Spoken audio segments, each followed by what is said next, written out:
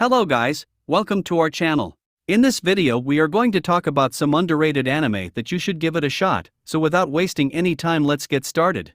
Moving on to the list, if you love the vampire shows, we got Bloodlad. Stas is a powerful vampire boss of a territory in the demon world. Unlike his vampire ancestors, he prefers not to prey on humans, and obsessed with Japanese lifestyle of reading manga, watching anime, and playing video games. One day, he becomes excited when Fuyumi Yanagi, an ordinary Japanese high school girl, accidentally wanders into the demon world through a portal. The two's first meeting is cut short by the attack of a demon who challenges his territory. When Stas goes to stop the demon, Fuyumi is killed by a carnivorous plant and turned into a ghost. Stas takes responsibility and pledges to help bring her back to life. When they take the portal, they learn that Fuyumi needs to drink Stas' blood in order to not fade away. They meet Hydra Bell, a treasure hunter who reveals her ability to open and close the portal, and that in order to restore Fuyumi, they need the Book of Resurrection. Next, if you're fan of mystery shows, we got Summertime Rendering. Shinpei has a dream of childhood friend Ushio telling him to protect her sister Mio. As he awakens on the ferry, he accidentally falls into a woman's breasts. Shinpei is traveling home to Hitogashima Island for Ushio's funeral, who drowned by saving young girl Shirori. During the funeral, his best friend informs him about bruises found around Ushio's neck, casting doubt over the cause of her death. Suspecting a murder has taken place, Shinpei re-evaluates recent events, but strange incidents only continue to transpire. Disappearing people and other unexplainable occurrences lead Mio to recall an old folktale called shadow sickness, a disease that causes a person's shadow to come alive before killing them. Mio claims before Ushio died they had both seen a shadow of Ushio. Hearing a gunshot, they find the woman from the ferry bleeding. She attempts to speak but is shot again by a shadow of Mio, who shoots Mio and Shinpei, killing them both. Shinpei suddenly awakens back on the ferry, falling into the woman's breasts again. On the third place we got some pretty good action anime, 86. The Republic of San Magnolia has been at war with the Empire of Jayad for 9 years. Though it initially suffered devastating losses to the Empire's autonomous mechanized legions, the Republic has since developed its own autonomous units, called juggernauts, which are directed remotely by a handler. While on the surface, the public believes the war is being fought between machines, in reality, the juggernauts are being piloted by humans, all of whom are 86. Vladilena Miles is assigned to the Spearhead Squadron to replace their previous handler.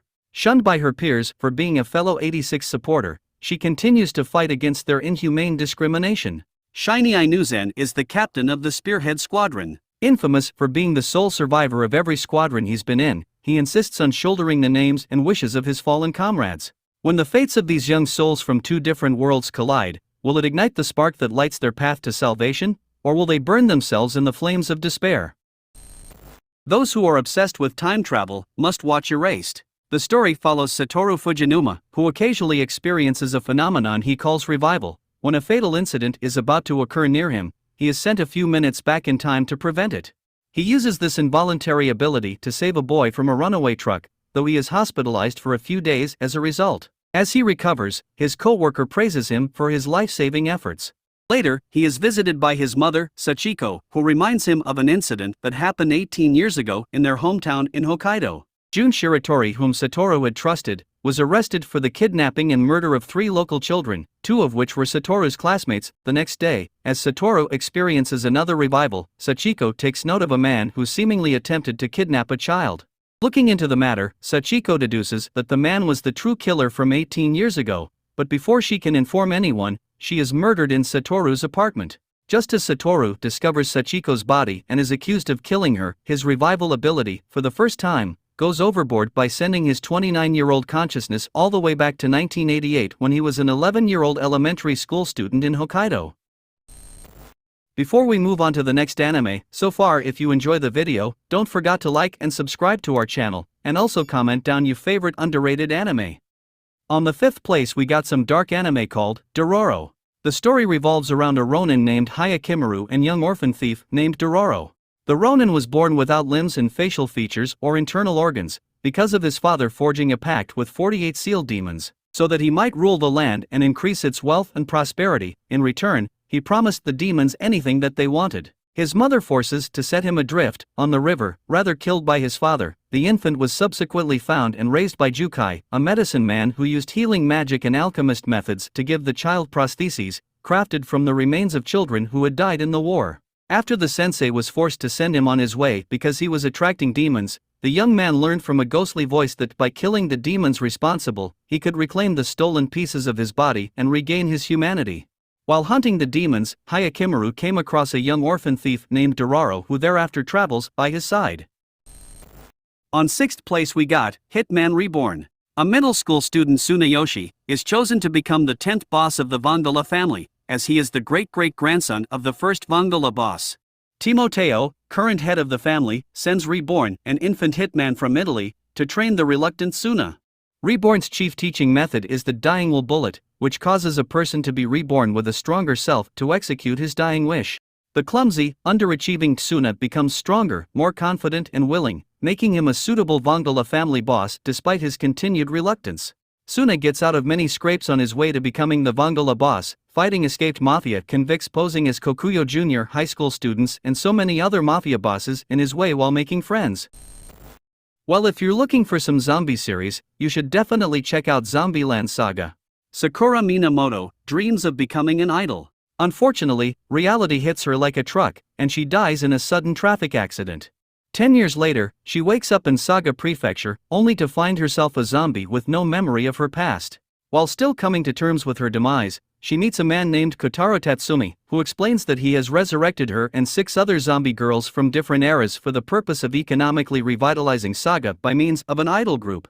Assuming the role of an abrasive manager, Kotaro begins scheduling events. The girls go along with it, eventually deciding to name their idol group Franchuchu. An absurdly comedic take on the idol genre, Zombieland Saga tells the story of Franchuchu's heartwarming struggle to save Saga Prefecture while hiding their zombie identities and rediscovering their past lives. Moving on to the next, we got Kimono Jihin. Kohachi Inugami, an occult detective from Tokyo, arrives in a rural village to investigate their rotting livestock corpses. While staying at an inn there, he takes an interest in Kabane Kusaka, a young boy nicknamed Doratebo for his perpetually dirty appearance and stench, and scorned by the rest of the inn, including the innkeeper and her son Yutaro. As Kabane works out in the fields, Inugami learns that the animals, mainly chickens, have had their organs chewed out, and these incidents have occurred with regularity every time during the full moon. Inugami then recognizes the pendant around Kabane's neck as a lifestone and confirms that he was not an abandoned child like he thought. As they prepare to catch the culprit, Kabane is confronted by Yutaro, who got jealous by the attention of Inugami. Yutaro steals his necklace, triggering Kabane's transformation into a ghoul that scares him away. The culprit is revealed to be a deer ghoul, which Kabane kills. Later, Inugami reveals that his true mission was to kill Kabane and shoots him. Owing to being a ghoul, however, Kabane wakes up later to find himself in Tokyo and Inugami welcoming him to his detective agency. On the 9th place we got Orient. In the town of Tatsuyama, the townspeople view the Oni as sacred and consider the Bushi as evil. Musashi is a top graduating student at Tatsuyama's minor training school with opposing views of the Oni, while Kojiro Kanmaki is an orphan outcast for his bloodline of the Bushi. Upon visiting Kojiro, Musashi aspires to fight alongside Kojiro against the Oni as their childhood promise, but Kojiro criticizes Musashi for his desire to be accepted by society. During a graduation ceremony, Musashi and his classmates head towards the Oni gate for their first day of work as miners. Inside, they are traumatized upon seeing a horde of cat-like Nikomata Oni. Meanwhile, Kojiro discovers that Musashi left behind his training notes, proving that Musashi was secretly mastering his fighting techniques at school.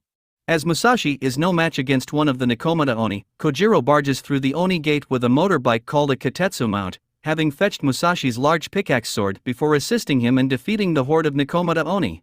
After defeating the Oni, Musashi and Kojiro sets out to become the strongest Bushi and free the world from the Oni. And finally, at last, we got the classic one, Ushio and Tora. The story centers around the travels and battles of Ushio Atsuki, who is constantly being stalked and aided by a gigantic, supernatural, tiger-like monster named Tora. Ushio's family maintains a temple in Japan, where 500 years ago, his samurai ancestor battled that same monster and trapped him against a rock using a cursed spear called the Beast Spear, which grants strength, speed, and endurance to the wielder in exchange for his soul. Ushio accidentally opened their basement door and knows about the underground monster. Tora asks Ushio to remove the Beast Spear. Initially, Ushio refuses to remove the spear from the Tora, but Tora's unsealed 500 years of demonic presence attracts various weak monsters to the temple that will soon take form and attack humans. Ushio is forced to free Tora, who would like to eat Ushio, but dares not, since Ushio keeps the spear close by. During the regular battles, Ushio slowly begins to notice that as much as Tora claims to be irredeemable, the demon takes to fighting evil and defending the innocent with more enthusiasm than he cares to admit.